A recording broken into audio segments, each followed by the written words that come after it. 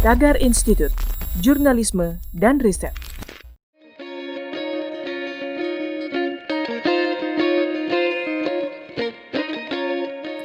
Halo Tagarians, para penonton setia Tagar TV dan juga pembaca setia Tagar ID. Ketemu lagi sama saya, Kori Olivia. Kali ini saya ingin membacakan ulasan pilihan redaktur Tagar tentang Sumpah Pemuda. Sumpah Pemuda yang lahir dari Kongres Pemuda kedua menjadi tonggak sejarah pertama dimulainya arah perjuangan kemerdekaan Indonesia secara nasional. Kongres Pemuda kedua menjadi tindak lanjut upaya mempersatukan kaum pemuda Indonesia setelah sebelumnya forum serupa digelar pada 1926.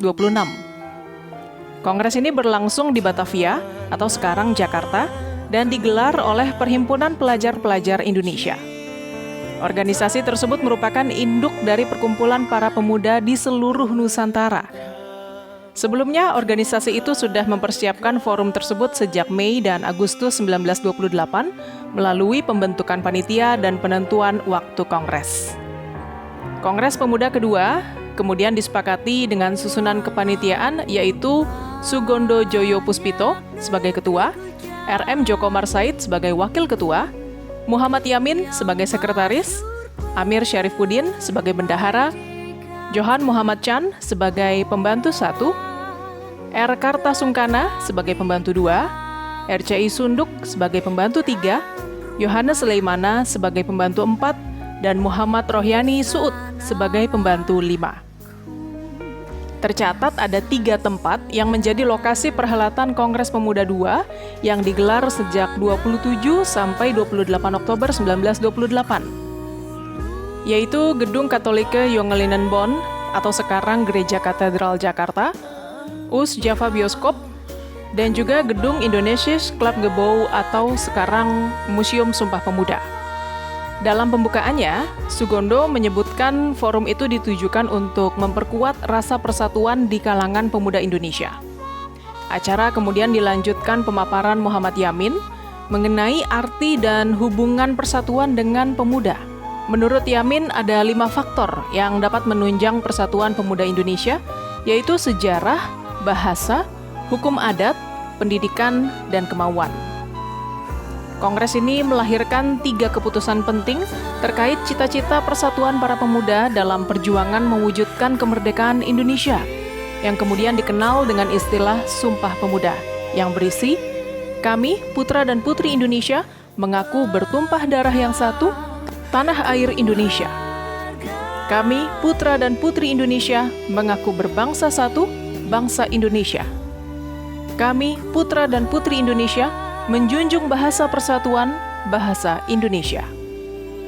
Kongres Pemuda II tersebut dihadiri sejumlah perwakilan dari organisasi kepemudaan dari seluruh Indonesia, yaitu Yong Java, Yong Ambon, Yong Celebes, Yong Batak, Yong Sumatranan Bon, Yong Islameten Bon, Sekar Rukun, Perhimpunan Pelajar-Pelajar Indonesia, dan Pemuda Kaum Betawi. Selain itu ada juga perwakilan dari pemuda Tionghoa dan sosok Kwi Tiam Hyong yang merupakan perwakilan dari Yong Sumatranan Bon. Kongres kemudian ditutup dengan dikumandangkannya lagu Indonesia Raya ciptaan W.R. Supratman melalui permainan biola. Lagu Indonesia Raya kembali dikumandangkan ketika proklamasi kemerdekaan Indonesia pada 17 Agustus 1945. Sumpah Pemuda yang diikrarkan pada 28 Oktober 1928 kemudian ditetapkan pemerintah sebagai Hari Sumpah Pemuda sejak tahun 1959, yang tertuang dalam Keputusan Presiden Nomor 316 Tahun 1959 yang ditandatangani Presiden Soekarno. Dalam keputusan itu, Hari Sumpah Pemuda dimasukkan dalam Hari Peringatan Nasional yang tidak termasuk hari libur. Berikut 5 tokoh utama Sumpah Pemuda yang berhasil dirangkum Tagar dari berbagai sumber. Yang pertama, Sugondo Joyo Puspito. Lahir di Tuban, Jawa Timur pada 22 Februari 1905 dan meninggal di Yogyakarta pada 23 April 1978. Sebelum namanya dinobatkan sebagai Ketua Panitia Kongres Pemuda II, Sugondo terbilang anak muda yang aktif dalam organisasi kepemudaan dalam Persatuan Pemuda Indonesia. Namun keinginannya semakin kuat untuk memerdekakan Indonesia kala dirinya membaca majalah Indonesia Merdeka dan kemudian mengenalkannya dengan organisasi Perhimpunan Indonesia. Sejak saat itu, dia terinspirasi untuk membuat sebuah perkumpulan berisi para mahasiswa dan pelajar untuk menyatukan semangat kemerdekaan. Lalu di tahun 1926, Sugondo membentuk Perhimpunan Pelajar-Pelajar Indonesia yang diketuai oleh Sigit, dan setahun kemudian posisi ketua pun diserahkan ke Sugondo. Sebagai tokoh pemuda tahun 1928 yang memimpin Kongres Pemuda Indonesia, dia menghasilkan Sumpah Pemuda dengan moto Satu Nusa, Satu Bangsa, dan Satu Bahasa Indonesia. Yang kedua, Muhammad Yamin.